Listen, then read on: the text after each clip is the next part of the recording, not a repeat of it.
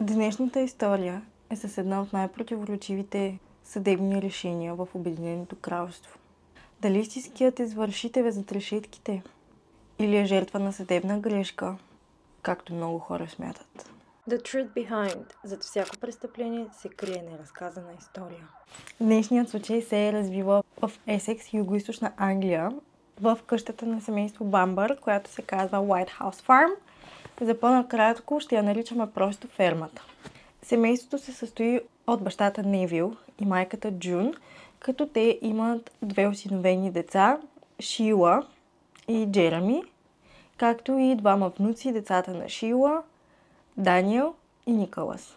Невил и съпругата му Джун се оженили през 1949 година и се преместили във фермата, която била собственост на бащата на Джун.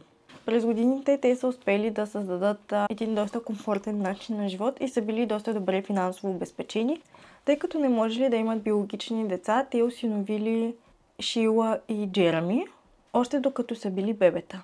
Джереми е роден на 13 януари 1961 година и е осиновен от семейство Бамбър, когато е бил само на 6 месеца. Шила пък е родена на 18 юли 1957 година и е осиновена през октомври месец същата година. През 1979 година, след няколко неуспешни бременности, тя ражда близнаците Николас и Даниел, но малко след като те се раждат, тя и баща им, Колин, се разделят. През по-голямата част от времето всъщност децата прекарват с баща си и те живеят, бих казала, за постоянно при него, тъй като Шила е била в нестабилно психическо състояние, за което ще си поговорим малко по-късно.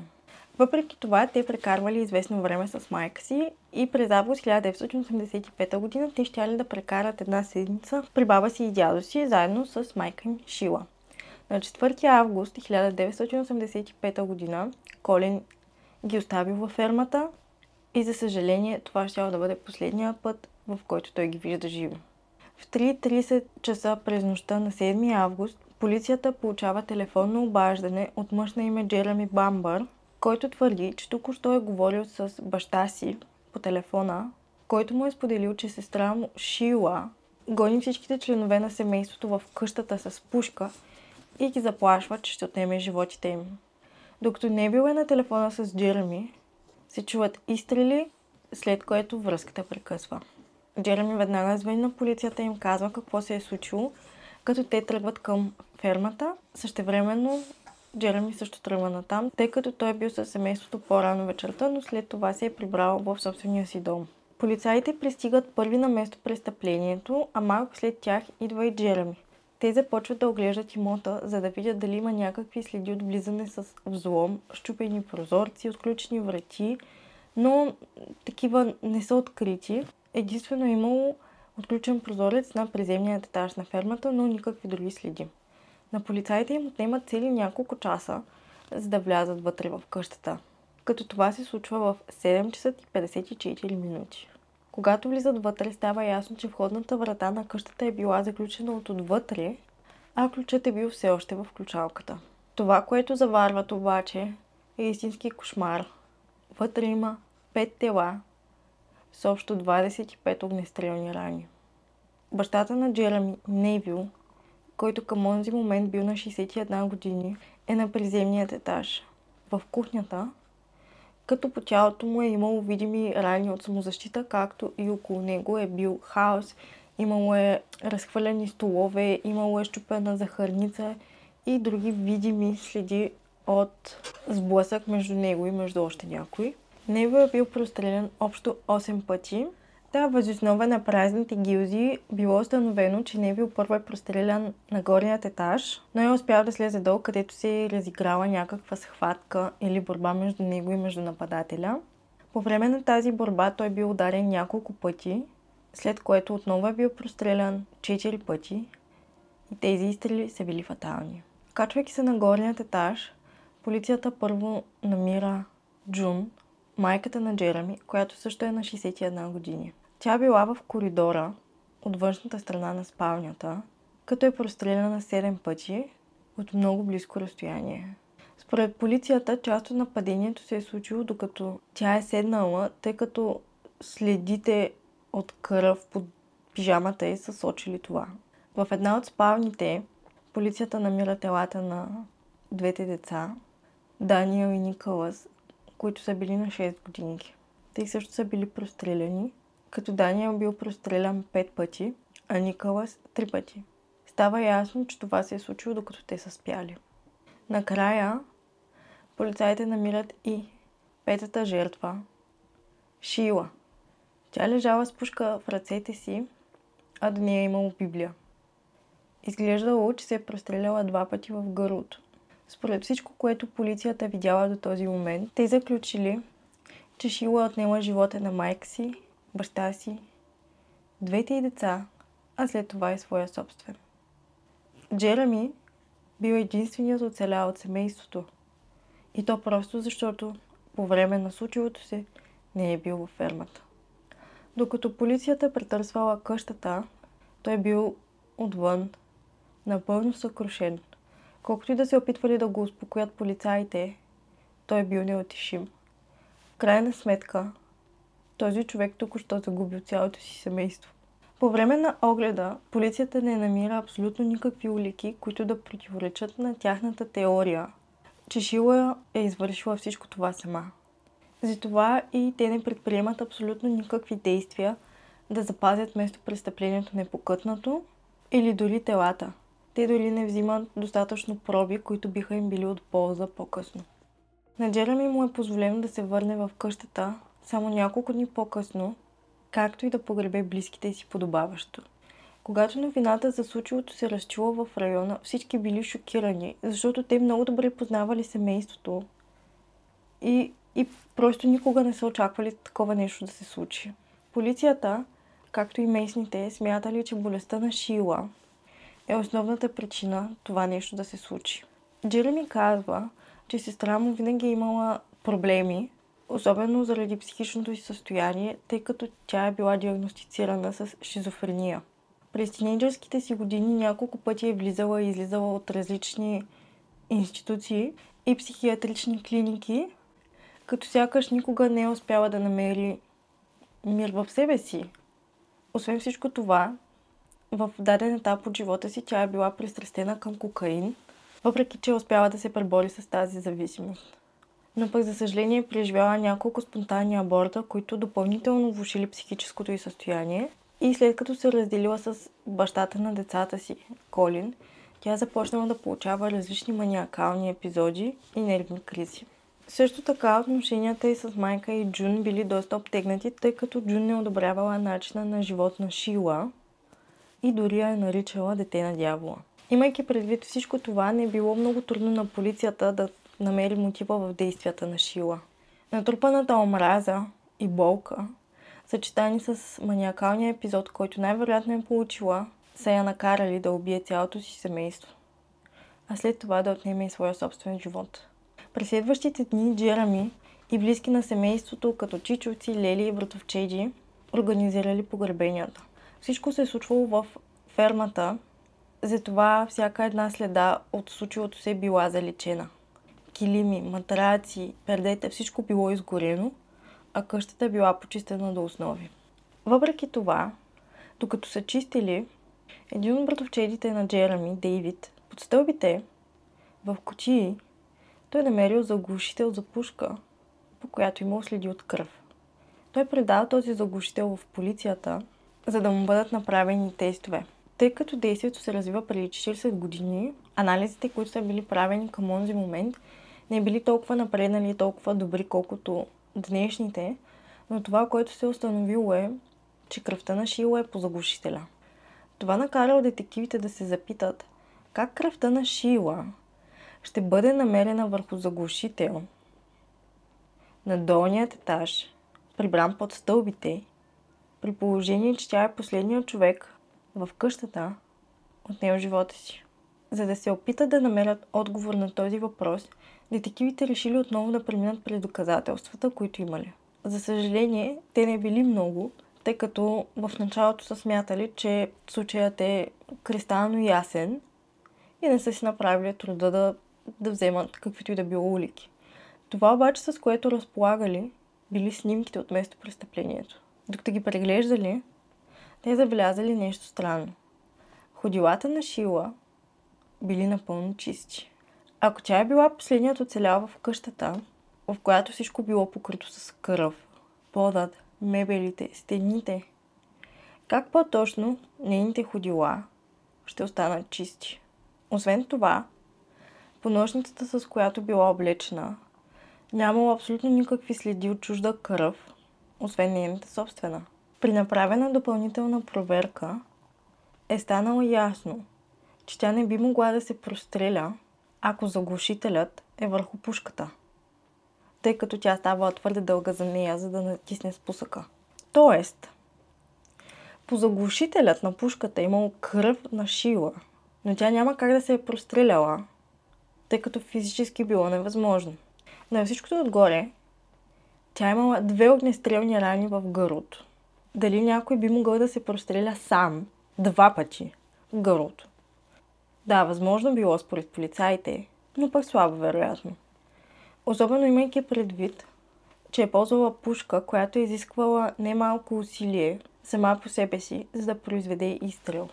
Всичко това преобърнала теорията на полицията напълно.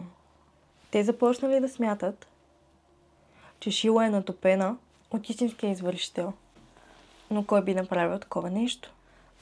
Оказва се, че Джереми е щял да наследи огромно богатство след смъртта на родителите си, тъй като, както споменах по-рано, те били доста добре финансово обезпечени. Но тъй като имал сестра, той трябвало да дели това богатство на половина. Отделно майка му Джун смятала да остави своето наследство на внуците си, което значило, че за Джереми щяло да остане около 1/4 от всичко, което иначе би могъл да получи. Теорията на полицията била, че той искал всичко за себе си и затова решил да се отърве от всеки, който стоял на пътя му, за да може след това да живее съвсем спокойно с парите си. Интересна теория, но полицията нямала никакви доказателства, които да я подкрепят.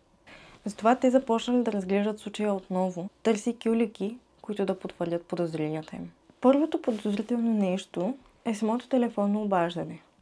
Джереми казал, че според думите на баща му, Шила е бягала в къщата с пушката, но това не било така, тъй като ходилата й били напълно чисти. И на всичкото отгоре, по тялото на Шила нямало каквито и да било признаци, че тя е била в схватка с баща си, който пък очевидно имал защитни рани.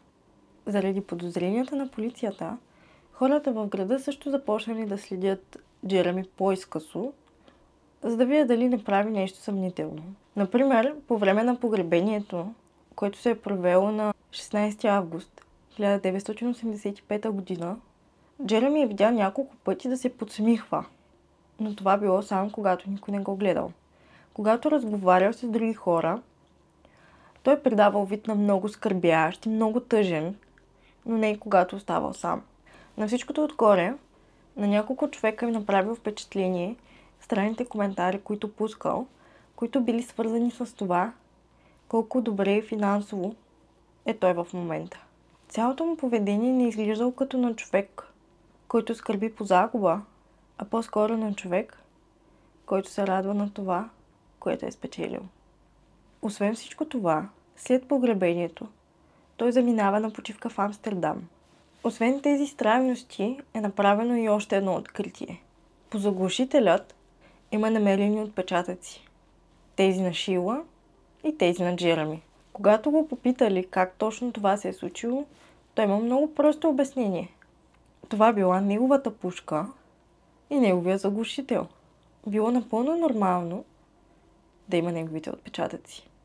Дори деня преди убийството, той е смятал да ходи на лов, но се е отказал и оставил пушката на масата в кухнята. Според него, когато Шила е получила този маниакален епизод, тя просто я е грабнала и е започнала да стреля. Истина или не, в тези твърдения има логика.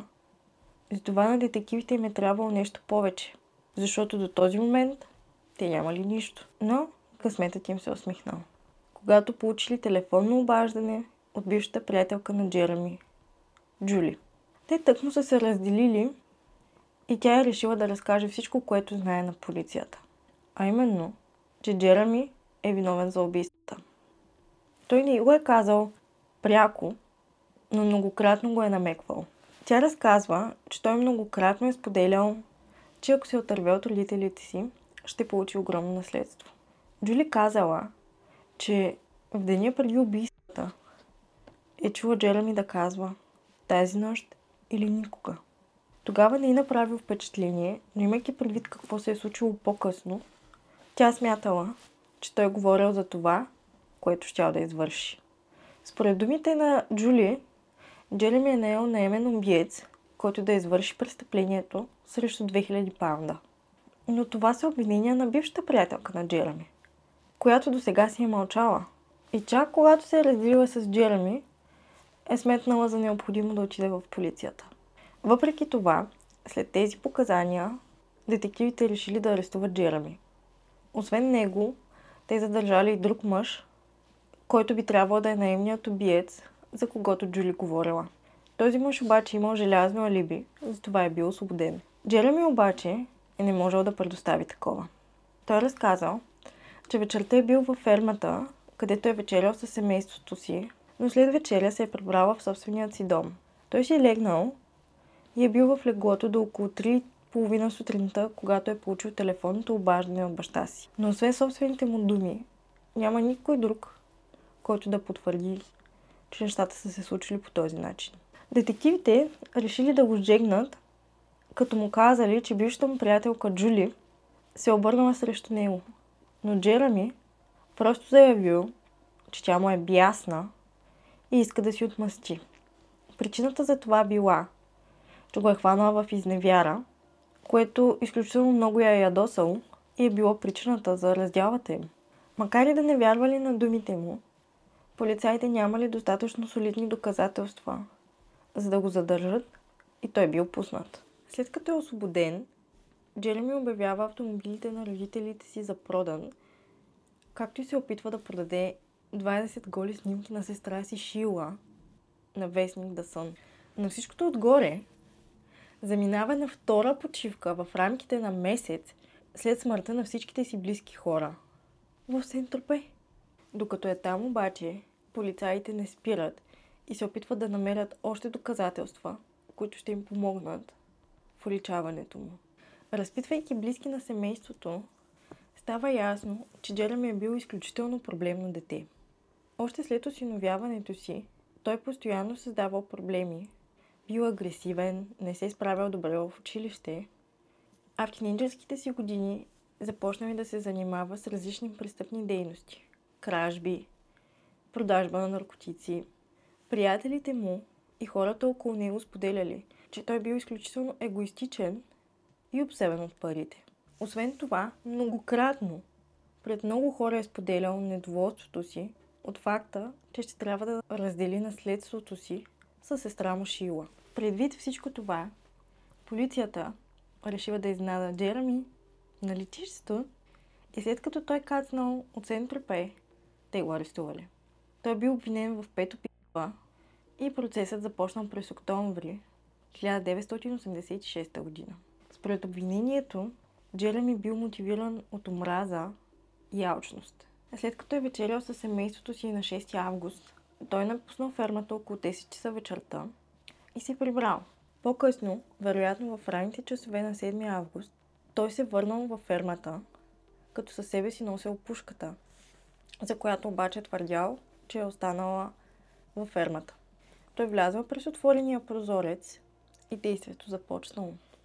Полицията смятала, че той е използвал заглушителя, но след като е започнал да инсценира самоубийството на Шила, той е видял, че тя няма как да натисне спусъка с заглушителя. Затова просто го премахнал. След като приключил с нея, той слезнал долу в кухнята, инсценирал телефонно обаждане, за да си осигури алиби и се прибрал.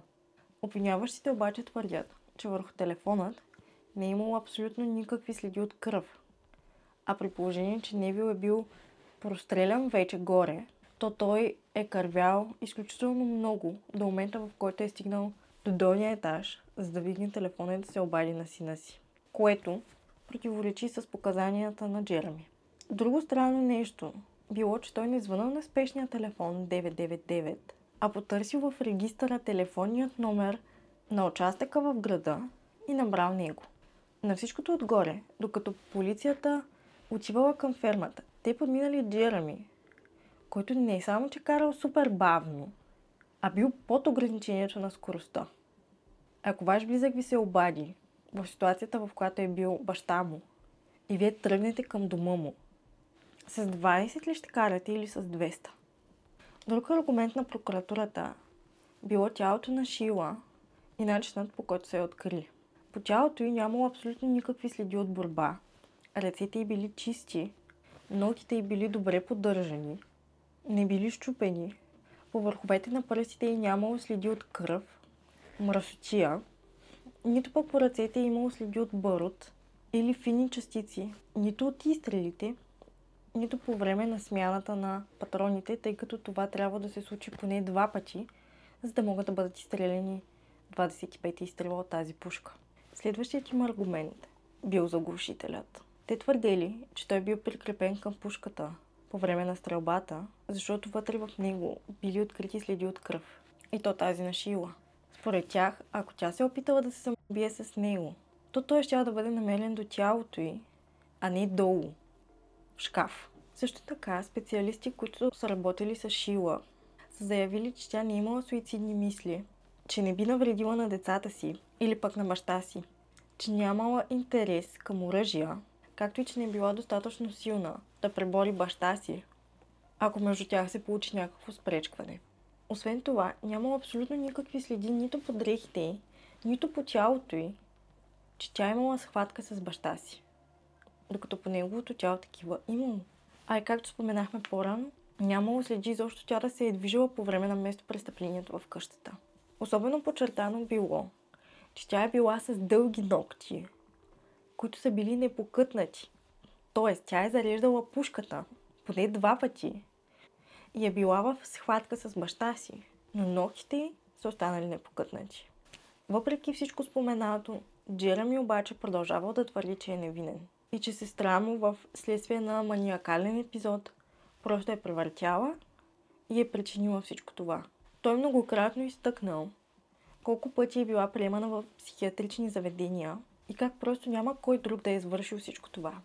Важно е да се спомене обаче, че по това време, въпреки че тя е била диагностицирана с шизофрения, това било почти единственото заболяване, с което жените са били диагностицирани.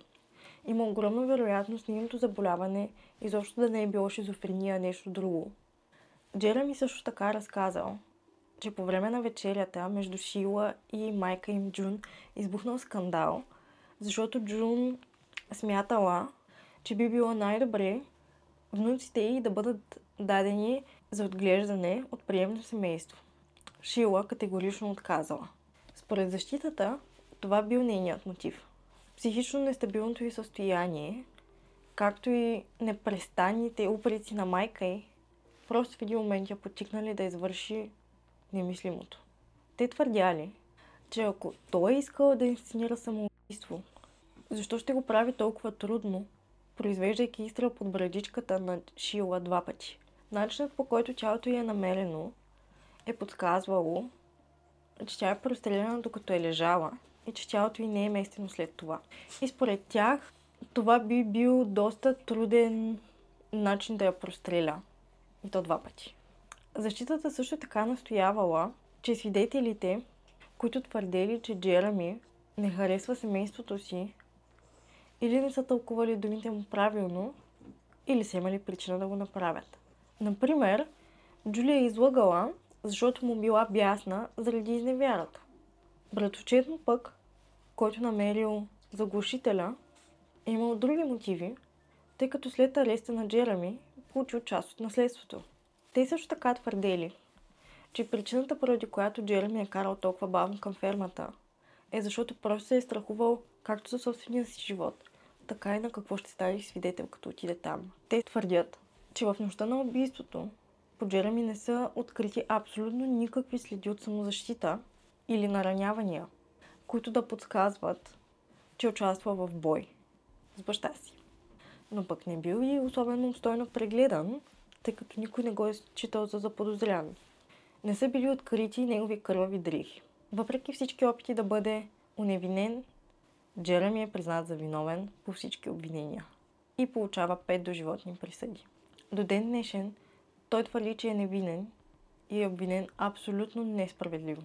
Има много хора, които смятат, че това е така, че доказателствата не са достатъчни и че това обвинение е една от най-големите съдебни грешки в историята на Обединеното кралство. Между 2004 и 2012 година адвокатите на Джереми подават многократни неуспешни искания случая да бъде преразгледан, като част от твърденията им са, че заглушителят може и да не е бил ползван по време на убийствата, че местопрестъплението може да е било повредено и след това реконструирано, че снимките от местопрестъплението са били направени по-късно и че смъртта на Шила е била неправилно пресметната.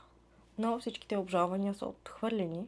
През годините е имало журналисти, които са работили с него в опит да променят присъдата му или тя да бъде преразгледана. Но и тези опити са неуспешни и до ден днешен той е в затвора и продължава да твърди, че е невинен. Интересно ми е да чуя вашето мнение. Според вас, той ли е извършил всичко това или не? Ако това видео ви е харесало, ще се радвам да му дадете палец нагоре и да се абонирате за канала, за да се виждаме по-често. А до тогава, пазете се и правете добро!